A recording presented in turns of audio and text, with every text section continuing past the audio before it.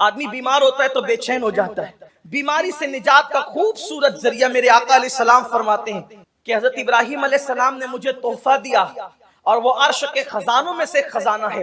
اگر طبیب جس کو لا علاج بیماری قرار دیں، طبیب حالانکہ کوئی بیماری لا علاج نہیں ہوتی، لیکن طبیب جس کو لا علاج بیماری قرار دیں، اگر وہ بندہ روزانہ 60 مرتبہ یا 100 مرتبہ لا حول ولا قوت الا باللہ العلی العظیم پڑھے تو اللہ تعالیٰ اس بیماری سے بھی اس کو شفا عطا فرمائے. اللہ تعالیٰ اس بیماری سے اگر نجات پانا ہے تو یہ لا حول شریف کو، اور بلکہ غموں کا علاج ہے. حدیث پاک میں آتا ہے کہ لا حول ولا قوت الا باللہ 99 بلاؤں کا علاج ہے، جس میں سے سب سے چھوٹی بلا رنج و غم ہے. تو جو شخص لا حول شریف کو لازم پکڑے اللہ اسے رنج و غم سے بھی بچاتا ہے، بیماریوں سے بھی بچاتا ہے. دوسری چیز، کبھی کبھی لوگ ان کا دل کسی ناجائز طرف لگ جاتا ہے، کسی کے حسن سے آنکھیں چار ہو گئی، کسی سے عشق ہو گیا، حالانکہ وہ عشق تو ہے ہی نہیں، وہ تو نفسانیت ہے جسے لوگ عشق کہتے ہیں. افیئر ہو گیا، ناجائز تعلقات ہو گئے، اب بستر پہ پڑا ہے تو بے چین ہے، کاروبار میں لگائے تو بے چین ہے، ادھر لگائے تو بے چین ہے، ادھر لگائے تو بے چین ہے. پھر کبھی کبھی خودکشی ہو جاتی ہے، کبھی کبھی ٹرین کی پٹریوں کے نیچے لوگ آ جاتے ہیں، کبھی لوگ زہر کھا لیتے ہیں، کبھی لوگ پھانسی لے لیتے ہیں. پہلی بات تو یہ ہے کہ لوگ کسی سے دل کیوں لگاتے ہیں، لوگ کسی سے دل کیوں لگاتے ہیں. اور یاد رکھنا یہ دنیا اتنی بے وفا ہے کہ یہاں وفا کا تو تصور ہی، یا چند وجود ایسے ہیں جہاں پر جنہیں اللہ تعالیٰ نے وفا کے لیے خاص کر لیا ہے، باقی دنیا وفا کا نام نہیں. بے وفاؤں کی منڈی ہے جسے دنیا کہتے ہیں، اور لوگ انہی سے دل لگاتے ہیں. حیرت کی بات یہ ہے لوگ بے وفاؤں سے دل لگاتے ہیں جو تمہیں بے چین اور بے قرار کر دیتے ہیں. آؤ اگر سکون کے متلاشی ہو اس سے دل لگائیں. دنیا کا وہ ناجائز محبوب یاد آئے تو سکون میں بھنگ ڈال دے، سکون کو کرکرا کر دے، سکون کو بے چینی میں تبدیل کر دے. لیکن آؤ ہم دعوت دے رہے اس محبوب کی عشق اور محبت کی طرف کہ اگر وہ غموں میں یاد آ جائے تو انسان کے غم خوشیوں میں تبدیل ہو جائے. ان کے نثار کوئی کیسے ہی رنج میں ہو، جب یاد آ گئے ہیں سب غم بھلا دیے. اپنی ہے، لیکن میرے اللہ کے یہاں یہ نہیں ہے. چونی مانگ یا سلطنت مانگو عطا کرتا، کمی نہیں. گڑ گڑاؤ مانگو. تو دعا کے آداب میں سے ایک ادب یہ ہے کہ دعا کرتے وقت اپنے گناہ بھول جاؤ، اس کے کرم پہ نگاہ رہے، اس کے کرم کو یاد کرو، عنایتوں کو یاد کرو. اور دوسری بڑی چیز کہ دل حاضر رہے دعا کرتے. یہاں تو حال یہ ہے کہ ربنا آتنا فی الدنیا حسنہ. پوچھو یہ ربنا آتنا کیا ہے؟ کبھی سوچا بھی ربنا آتنا؟ جو دعا مانگو اور دعا میں دل حاضر نہ ہو وہ دعا رد ہے، بلکہ وہ دعا ہے ہی نہیں. کم سے کم بندہ جو مانگ رہا ہے وہ تو تجھے پتا ہو کہ تو مانگ کیا رہا ہے. یہ رٹو توتے والی دعائیں مقبول نہیں ہیں. جب تک دعا کا معنی نہیں سمجھے گا یہ دعا دل سے نکلے گی کیسے؟ دل سے جو بات نکلتی ہے اثر رکھتی ہے، پر نہیں طاقت پرواز مگر رکھتی. تو دعا کا تعلق دل سے ہے، وہ دل سے نکلے. معنی ہی پتا نہیں ہے، دل حاضر ہو، پھر عاجزی ہو، پھر گڑ گڑانا ہو، پھر رونے جیسی صورت ہو. رونا نہیں آتا تو رونے جیسی صورت ہو. اور کامیاب ہے وہ دعا جس میں کم سے کم ایک آنسو نکل جائے. منہ بگڑتا ہے اس کی پرواہ نہ کرو، چہرہ کیسا لگتا ہے اس کی پرواہ نہ کرو. ارے لوگوں کو کیا دکھانا ہے یار، دیکھ لے بس اسی میں ہماری کامیابی ہے. میں کیسا لگوں گا؟ تو کیا دعا کرتے وقت آپ نے کوئی شوٹنگ کروانی ہے؟ میں کیسا لگوں گا؟ ارے کیسا بھی لگے گا، قدرت کو پیارا جائے. صالحین جیسی صورت بنا، آنکھوں میں آنسو لا، عاجزی کر، گڑ گڑا. اور پھر دعا میں تکرار بڑی مقبول ہے، یعنی ایک ہی بار کو بار بار ریپیٹ کرو. دے دے دے دے دے دے دے دے دے دے دے دے کا کم سے کم 3 بار تو بول. پھر 5 تک بھی پہنچ، پھر 7 تک بھی پہنچ. اس لیے کہ اور جگہ تکرار کرو تو لوگ کہتے ہیں آگے بول، بور مت کر. لیکن یہاں تکرار کرو تو بڑی پسند آتی ہے. یہاں تکرار پسند آتی ہے کیونکہ تکرار میں عاجزی بڑھتی جاتی ہے. اور پھر دعا میں یہ 2 چیزیں خاص کیا کرو کہ 3 مرتبہ یوں کہا کرو، یا ارحم الراحمین، یا ارحم الراحمین، یا ارحم الراحمین. ارحم الراحمین کو پکارو، کہو یا اے سب سے بڑھ کر رحم کرنے والے. کیونکہ حدیث پاک میں آتا ہے ایک فرشتہ خاص اس کے لیے قدرت نے مقرر کر دیا ہے کہ جو 3 مرتبہ پکارے گا ارحم الراحمین ارحم الراحمین ارحم الراحمین، فرشتہ کہے گا 3 بار رحمان و رحیم کہنے والے اب مانگ، قدرت نے اپنے کرم سے اپنے اوپر واجب کر لیا ہے، جو مانگے گا قدرت تجھے عطا کر دے گا۔ 5 مرتبہ ربنا کہہ لیا کرو، اس لیے کہ حدیث پاک میں آتا ہے جو 5 بار ربنا کہہ کر مانگے اللہ اس کی دعا کو قبول ہی کرتا ہے۔ یہ آداب دعا ہے۔ اور پھر اس کے بعد کوشش یہ کیا کرو کہ جب دعا کرو تو اکیلے میں کرو، یہ خاص ہے۔ دعا کرو تو تنہائی میں کرو، تنہائی کی دعا کا بڑا اثر ہے، اکیلے میں کرو۔ اور پھر مجمع عام میں بھی کرو، اکیلے میں کرو، مجمع عام میں بھی کرو۔ مجمع عام میں اس لیے کرنے کے لیے کہا گیا کہ جہاں 40 مومن جمع ہوتے ہیں ان میں ایک اللہ کا ولی ضرور ہوتا ہے، تو ولی کی موجودگی میں کر۔ بھائی مزار پہ کیوں جاتے ہیں؟ ان رحمت اللہ قریب من المحسنین، اللہ کی رحمت ولیوں کے قریب ہے، محسنوں کے قریب ہے۔ تو اندر چلا گیا تو وہاں جا کے دعا کرتے ہو کہ ان کی برکت سے دعا قبول ہوگی، تو اوپر بیٹھا ہے تو وہاں بھی کرنا۔ اور پھر میں کہوں آپ کہیں تو کام نہیں بنتا، سید الانبیاء کہیں جس کے در سے ولایت بٹتی ہے، وہ کہتے ہیں جہاں 40 مومن جمع ہوں وہاں ایک ولی ضرور ہوتا ہے۔ اب یہاں تو 40 سے زیادہ ہے، 2-4 تو ہوں گے ہی، لیکن بڑی بات یہ ہے کہ وہ کہتا ہے اولیائی تحت قبائی، میرے ولی میری قبا کے نیچے چھپے ہوئے ہیں، ان کو میرے سوا کوئی نہیں جانتا، یا وہی جانتا ہے جو دوسرے چھپے ہوئے ہیں۔ تو ولی کو پہچاننا آسانی ہے۔ اچھا اب یہ سوچتے ہوں گے کہ یار چھوٹے سے مجمع میں تو پہچان ہی لیں گے، کیسے پہچانیں گے؟ یہی تو بڑا مسئلہ ہے کہ جن کو آپ سمجھتے ہیں وہ ہوتے نہیں ہیں، اور جن کو نہیں سمجھتے وہ ہوتے ہیں۔ حدیث پاک میں آتا ہے اللہ کے ولیوں کی شان یہ ہے، بکھرے ہوئے بال ہے، پھٹے پرانے کپڑے ہیں، حالت یہ ہے کہ محفل میں آئے تو بھگائے جائیں، بیمار پڑ جائے تو کوئی عیادت کرنے والا نہ رہے، مر جائے تو کوئی جنازے میں شرکت کرنے والا نہ رہے، اور پھر شان یہ ہے کہ کسی بات پہ قسم اٹھا لیں تو قدرت ان کی قسم کو پورا فرما دے۔ اب یہ حدیث سنی تو ہر آگل پاگل کو پکڑ کر بیٹھ گئے کہ یہی ولی، اور پھر کہنے لگے یار جو اچھے لباس میں وہ ولی تو ہو نہیں سکتے، اگر اچھے لباس پہننے والا ولی نہیں ہو سکتا تو شیخ عبد القادر جیلانی میرے مرشد غوث پاک کے بارے میں آپ کا کیا خیال ہے کہ وہاں تو ہر دن نیا لباس ہے؟ اور پتہ چلا کہ اب آپ اس چکر میں پڑے نہیں، حضور نے کہہ دیا 40 میں ایک ولی ہوتا ہے، سوچو نا 40 ہے تو کوئی نہ کوئی تو ہوگا، ہم نے تو کیا کرنا، آم کھانا ہے، پیڑ تھوڑی گرنا ہے، ہوگا جو کہیں بھی بیٹھا ہوگا، کونے میں بیٹھا ہوگا، بیچ میں بیٹھا ہوگا، آگے بیٹھا ہوگا، پیچھے بیٹھا ہوگا، کھڑا ہوگا، کچھ بھی ہوگا، ہم نے نہیں تو دعا قبول ہونی چاہیے، بس فیض ملنا چاہیے، ہمیں کیا آم پیڑ گرنے سے مطلب، ہمیں صرف آم کھانا ہے۔ اور حضور نے کہہ دیا تو بات ہے، اور جتنا بڑا مجمع ہے پھر دعا اتنی زیادہ پر اثر ہے، اس لیے کہ جتنے زیادہ ہوں گے اتنے زیادہ مقبول، اسی لیے اجتماعی دعا رکھی جاتی ہے اکثر، اجتماعی دعا۔ اور آپ سوچیں گے کہ 40 میں ایک ولی کیسے ہوتا ہے؟ اصل بات یہ ہوتی ہے کہ اللہ والے ایسے مجمع میں پہنچ جاتے ہیں اس مجمع کی قبولیت کی ضمانت بن کر کہ وہاں لوگوں کی بگڑی بن جائے۔ اسی لیے تو کہا گیا نا جہاں دینی محفل منعقد ہو وہاں جایا کرو، وہاں پہنچا کرو دینی محفل میں، کہ ایک دینی محفل میں پہنچنا جو ہے وہ 70 گناہوں کی محفل کا کفارہ بن جاتا ہے۔ ایک دینی محفل میں پہنچنا 70 گناہوں کی محفل کا کفارہ بن جاتا ہے۔ تو اس لیے تنہائی میں دعا کیا کرو، پھر اس کے بعد مجمع عام میں دعا کیا کرو، پھر اس کے بعد فرمایا کہ یہ دعا کرو تو ایسے مت کہا کرو اللہ تو چاہے تو قبول کر، تو چاہے تو رد کر، کا یہ رد ہی ہے، یہ رد ہی ہے۔ اس یقین سے کرو کہ اس نے وعدہ کیا ہے ادعونی استجیب لکم، مجھ سے مانگو میں عطا کروں گا۔ تو اس نے وعدہ کیا ان اللہ لا یخلف المیعاد، وہ اپنے وعدے کے خلاف نہیں کرتا، تو اس یقین سے کرو کہ اللہ تو نے وعدہ کیا ہے، میرے مانگنے کی ہوشیاری نہیں ہے، میری دیر ہوشیاری نہیں ہے، میرا کوئی معاملہ نہیں ہے، تو نے وعدہ کیا ہے تو تو اپنے کرم سے قبول کرے گا، اور وہ قبول ہی کرے گا۔ اللہ فرماتا ہے میرا بندہ میرے ساتھ جیسا گمان کرتا ہے میں اس کے ساتھ ویسے فیصلہ کرتا ہوں۔ پھر جب دعا کرو تو دعا کرنے کی قبولیت کی نشانی یہ ہے کہ دعا کرنے سے پہلے کچھ نیک عمل کرو۔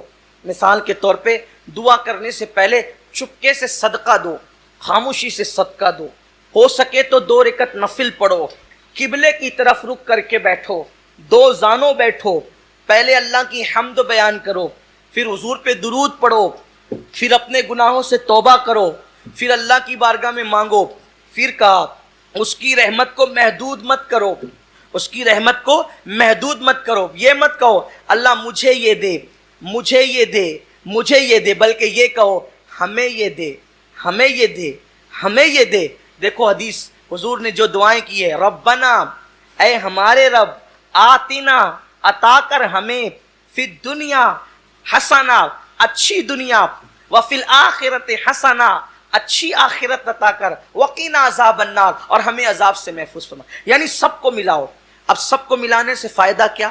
میں دعا کر رہا تھا مجھے دے, نعمت کا مستحق نہ تھا, لیکن کہا ہمیں دے, پوری امت کو ملایا.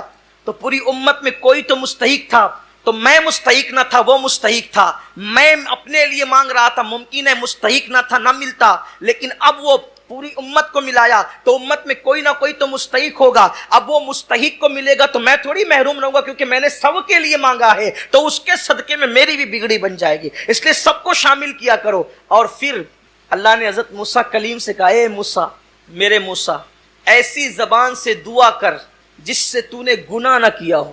اے موسیٰ, ایسی زبان سے دعا کر جس سے تو نے گناہ نہ کیا ہو. وہ دعا قبول ہے. اللہ کے کلیم نے عرض کی, مولا ایسی زبان کہاں سے لاؤں؟ حالانکہ یہ تو تواضع اور عاجزی ہے, ورنہ اللہ کا نبی تو معصوم ہے, اللہ کا نبی تو معصوم ہے. عرض کی ایسی زبان کہاں سے لاؤں؟ اللہ نے فرمایا کسی بندے سے اپنے لیے دعا کروا, اس لیے کہ اس زبان سے تو نے گناہ نہیں کیا. حالانکہ نبی تو بے گناہ ہے, لیکن ہمیں تعلیم دی جا رہی ہے آپ نے میری زبان سے گناہ نہیں کیا, میں نے آپ کی زبان سے گناہ نہیں کیا, تو میری زبان آپ کے لیے دعا کرے گی تو قبول ہوگی, اور آپ کی زبان میرے لیے دعا کرے گی تو قبول ہوگی. اللہ اکبر. اسی لیے میرے آقا فرماتے ہیں جب کوئی مومن کسی مومن کے پیٹھ پیچھے دعا کرتا ہے, اچھا یہاں تو سامنے دعا کرتے, پیٹھ پیچھے تو غیبت ہی کرنی ہے, برائی کرنی ہے, ایک دوسرے کی قبر ہی کھودنی ہے.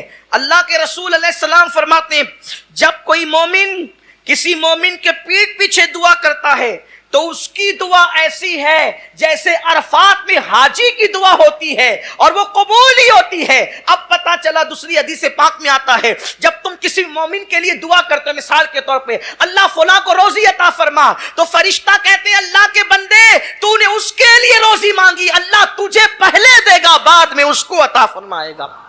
اس لیے پیٹھ پیچھے ایک دوسرے کے لیے دعا کیا کرو, اللہ اس کو مصیبت سے بچا, اللہ اس کو رحمتیں عطا فرما. اور دعا میں اول بھی درود, آخر بھی درود. اس لیے کہ مولانا امام المتکلمین مولانا نقی علی خان رحمت اللہ علیہ فرماتے ہیں کہ دعا کا شہپر ہے درود. شہپر پرندے میں جو اس کے بازو ہوتے ہیں نا, کئی پر ہوتے ہیں, شہ پر اس کو کہتے ہیں جو بڑا پر ہوتا ہے اور اس کی وجہ سے پرندہ اوپر اڑتا ہے, اس کو شہ پر کہتے ہیں. تو کہتے ہیں دعا کا شہ پر درود ہے, وہی دعا اوپر جاتی ہے جو درود کے پر کے ساتھ ہوتی ہے.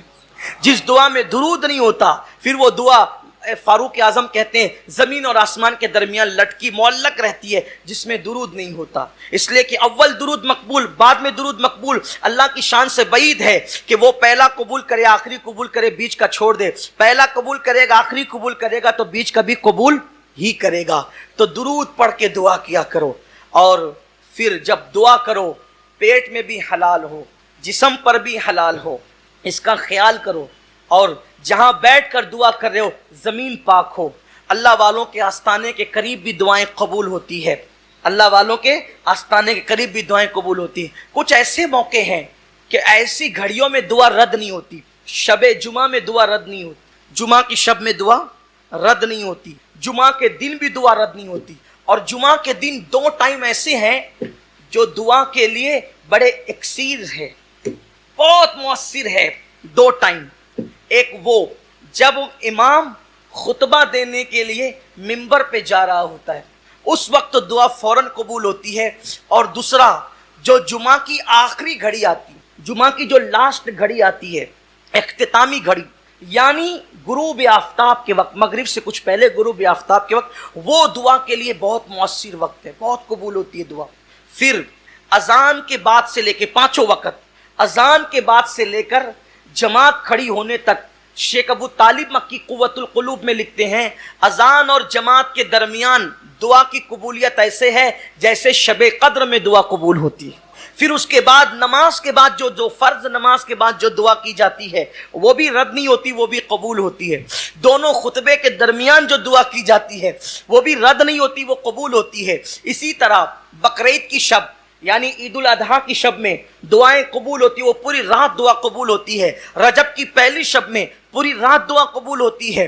شب عید الفطر میں پوری رات دعا قبول ہوتی ہے۔ شب قدر میں جو 27ویں شب عام طور پہ ہوتی ہے پوری رات دعا قبول ہوتی ہے۔ رمضان المبارک میں چاند دکھنے سے لے کے جو ہے وہ چاند شوال کا نظر آنے تک، یا جو ہے وہ اختتامی روزے کا آخری روزے کا سورج غروب ہونے تک، ہر سیکنڈ، ہر پل، ہر ساعت دعا قبول ہوتی ہے۔ وہاں اس پورے مہینے میں کبھی دعا رد نہیں ہوتی۔ پورا مہینہ گویا کہ سیزن ہے مانگنے کا، کتنا مانگنا ہے مانگو، مانگتے مانگتے تھکو گے، دیتے دیتے کبھی نہیں تھکتا۔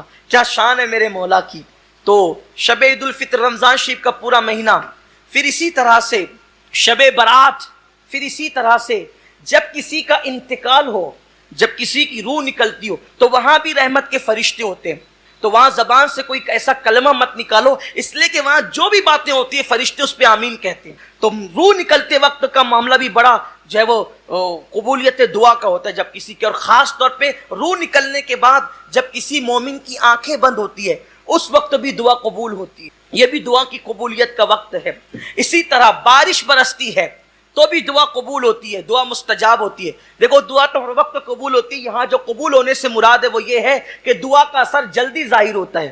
اسی طرح جب مرغ بانگ دیتا ہے، اذان دیتا ہے، اس وقت بھی دعا قبول ہوتی ہے، اس لیے کہ مرغ اذان اس وقت دیتا ہے جب وہ رحمت کے فرشتوں کو دیکھتا ہے، جب وہ رحمت کے فرشتوں کو دیکھتا ہے۔ حیرت کی بات یہ ہے کہ لوگ رسول اللہ کے متعلق کہتے ہیں کہ ان کو دیوار کے پیچھے کی خبر نہیں۔ ارے یار، جس مرغے کو تو 200-500 روپے میں خرید کر کے کھاتا ہے وہ رحمت کے فرشتوں کو دیکھ لیتا ہے، جسے مولوی دیکھ نہیں پاتا اسے وہ مرغا دیکھ لیتا ہے۔ آپ غور کریں، یہ بیچارہ زندگی بھر یہی تقریر کرتا رہتا ہے کہ انہیں تو دیوار کے پیچھے کی خبر نہیں، دیوار کے پیچھے تیری 2 ٹانگ کا مرغا دیکھ رہا ہے، رات دن وہ دیکھ رہا ہے اور اذان پڑھ رہا ہے، اور اس وقت تو دعائیں قبول ہو رہی ہے۔ حیرت کی بات ہے کہ لوگ یہ حدیث نہیں پڑھتے۔ یہ حدیثیں لوگوں کی نظر میں آپ سوچتے ہیں کہ یار ان کی بات کیوں آ گئی؟ ان کی بات اس لیے آ گئی کہ آپ کا عقیدہ محفوظ ہونا چاہیے، ورنہ پھر ان باتوں کا فائدہ کیا ہے؟ ہمارا مقصد ہے اللہ کے رسول صلی اللہ علیہ وسلم کی سچی وفا کے ساتھ جیو، اسی کا نام ایمان ہے۔ ورنہ اگر ان کے ساتھ وفا نہیں ہے تو پھر کوئی دعا بھی اثر والی نہیں ہے، پھر کوئی عبادت بھی اثر والی نہیں ہے۔ اصل مقصد دنیا میں آنے کا مصطفیٰ جان رحمت کے ساتھ وفا ہے۔ حضرت بیدم شوارسی رحمت اللہ علیہ کہتے ہیں کہ دنیا میں کیوں آئے، وہ کہتے ہیں عدم سے لائی ہے ہستی میں آرزو رسول، کہاں کہاں پھرتی ہے، کہاں کہاں لیے پھرتی ہے جستجو رسول، بلائے لوں تیری اے جذب شوق صلی اللہ کہ آج دامن دل کھچ رہا ہے سوئے رسول۔ اور عجب تماشا ہو میدان حشر میں بے دم کہ سب ہو پیش خدا اور میں روبرو رسول۔ تو یاد رکھیے، جب مرغا اذان دے، بارش ہو تب دعا کرو، مرغ اذان دے، بھانگ دے، تب بھی دعا کی قبولیت کا وقت ہے، اس وقت بھی دعا قبول ہوتی ہے۔ پھر اس کے بعد کبھی کبھی ایسا ہوتا ہے، آپ کو بس اب بات ختم کرتا ہوں، ٹائم ہو گیا ہے۔ کبھی کبھی ایسا ہوتا ہے کہ آپ کے دل میں بڑی رقت آتی ہے، کبھی دیکھنا ایسا اتفاق ہوتا ہے، دل زیادہ عبادت کو چاہتا ہے، دل کبھی رونے کو کرتا ہے، آنکھ میں آنسو آنے لگتے ہیں، یعنی دل نرم ہو جاتا ہے۔ تو حدیث پاک میں آتا ہے جس وقت دل نرم پڑ جائے اس وقت دعا کرنے کو غنیمت جانو، کہ اس وقت جو دعا کی جاتی وہ فوراً قبول ہوتی۔ آپ سے گزارش ہے، اور بھی عنوان بہت باقی ہے ابھی، لیکن اس عنوان کو ہم مزید آگے نہیں بڑھائیں گے کیونکہ ہمارا مقصد پورا ہو گیا۔ ترغیب دلانا تھا دعا کر، اور میں سمجھتا ہوں کہ اتنی چیز کافی ہے ایک مومن کے لیے کہ وہ دعا کرنے پر اس کو ابھارنے کے لیے کافی ہے۔ ہر وقت دعا کرتے رہو۔ مسافر کی دعا کبھی رد نہیں ہوتی، مسافر کی دعا کبھی رد نہیں ہوتی۔ اسی طرح بیمار کی دعا رد نہیں ہوتی، بیماروں سے دعا کراؤ، مسافروں سے دعا کراؤ، ماں باپ سے دعا کراؤ۔ فاروق اعظم مدینہ منورہ کے چھوٹے چھوٹے بچوں کو کہتے تھے میرے لیے دعا کر۔ اچھا آج ایک فیشن بن گیا ہے دعا میں یاد رکھنا، تو سامنے والا کہتا ہے انشاءاللہ، نہ وہ کبھی اپنے لیے کرتا ہے نہ اس کے لیے کرتا ہے، اللہ ماشاءاللہ، ہے نا، یہی ہوتا ہے۔ ایسا نہیں، جب بھی آپ سے کوئی دعا کی گزارش کرے آپ فوراً وہیں اس کے لیے دعا، اور دعا کرنے کا طریقہ بتا دیتا ہوں۔ ہوشیاری کرو تھوڑا سا کہ جب دعا کرو تو اپنے آپ کو شامل کر لیا کرو. کیسے؟ اللہ آپ کی میری ہر مراد پوری فرمائے, اللہ میری آپ کی ہم سب کی مرادیں پوری فرمائے. تو اس کے لیے بھی دعا ہوگی, اپنا بھی کام ہو گیا, تو اس کے صدقے میں اپنی بھی بگڑی بن گئی. انشاءاللہ کہہ کے انشاءاللہ کہو, انشاءاللہ کہہ کے پھر آگے کے لیے مت وہی دعا کر دو, فوراً دعا کر دو. اور یار دعا کرنے سے بگڑتا کیا ہے؟ اگر کسی کا کام بنتا ہے اپنے زبان ہلانے سے, اور بالکل دعا قبول ہونے. اور ایک بات یہ تنبیہ کے طور پہ یاد رکھنا, جب دعا کا اثر قبول ظاہر ہو نا کہ دعا قبول ہو جائے, جب دعا قبول ہو جائے تو جب کوئی کہتا ہے نا ماشاءاللہ آپ کی دعا سے بیٹا ہو گیا, تو آدمی اندر پھولتا ہے, دیکھا میری دعا سے ہو گیا. نہیں, یہ مشرکوں کی علامت ہے, یہ مشرکوں کی علامت. اللہ قرآن میں کہتا ہے جب ان پہ مصیبت آتی ہے تو دعا کرتے ہیں, اور جب دعا قبول ہو جاتی ہے تو اس کو اپنی ہوشیاری سمجھتے ہیں, اس کو اپنا عمل سمجھتے ہیں. بلکہ جب دعا قبول ہو جائے تو یہ کہو کہ میں تو اس قابل نہ تھا, کریم نے کرم کیا کہ اس نے قبول کر لیا, اس کا کرم ہے, اس نے قبول کر لیا. اپنا عمل مت سمجھو, اپنی ہوشیاری مت سمجھو, اپنا تقوی مت سمجھو, اپنی پرہیزگاری مت سمجھو, اس کا کرم. ارے وہ رد کرنے پر آئے تو بڑے بڑے متقیوں کی رد کر دے, اور اگر وہ قبول کرنے پر آئے تو پھر فرعون کی بھی قبول کر رہا ہے نا. آپ نے بھی سنا فرعون کی بھی سن رہا ہے وہ. اس لیے یاد رکھنا, دعا کی قبولیت کو اپنا عمل مت سمجھنا, اپنی ہوشیاری مت سمجھنا, اپنا تقوی مت سمجھنا, اس کا کرم اور خالص اس کا کرم. یہاں تو حالت یہ ہے کہ اگر دعاؤں سے بچے بھی پیدا ہو جائیں تو بھی مائک پہ کھڑا کرتے ہیں کہ ذرا بتاؤ کہ کتنے بچے ہماری دعا سے پیدا ہو, کتنوں کو رشتہ ہماری دعا سے ملا. یہ انسان کہتا ہے آپ کو کیا حق ہے؟ یہ کیوں نہیں کہتے کہ اس نے کرم کیا ہے تو بگڑی بنی ہے؟ اگر وہ کرم نہ کرتا تو کوئی اس پہ جبر تھا. اس لیے خبردار. اور پھر دعائیں کراتے رہو. فاروق اعظم چھوٹے چھوٹے بچوں سے دعا کر, بوڑھی عورتوں سے دعا کراؤ, بوڑھوں سے دعا لو. اس لیے کہ جو کام ہزاروں سال کی محنتوں سے نہیں ہوتا وہ کام دعاؤں کی برکت سے ہو جاتی. کثرت سے دعا کرو, کثرت سے دعائیں لو, اور حتی الامکان بد دعا لینے سے بچو. اس لیے کہ دعائیں بھی قبول ہے, بد دعائیں بھی قبول ہے. یاد رکھنا, زندگی میں ہمیشہ دعا لینے کا کام کرنا, کبھی بد دعا لینے کا کام نہیں کرنا. اس لیے کہ دعائیں بگڑی بنا دیتی ہے, اور بد دعائیں بنی باتوں کو بگاڑ دیتی ہے. اور کثرت سے دعا کرو, خاص طور پہ نماز کے بعد, راتوں کی تنہائیوں میں. مغرب بعد بھی دعا جلدی قبول ہو, فجر سے پہلے تہجد کے وقت بھی دعا جلدی قبول ہو.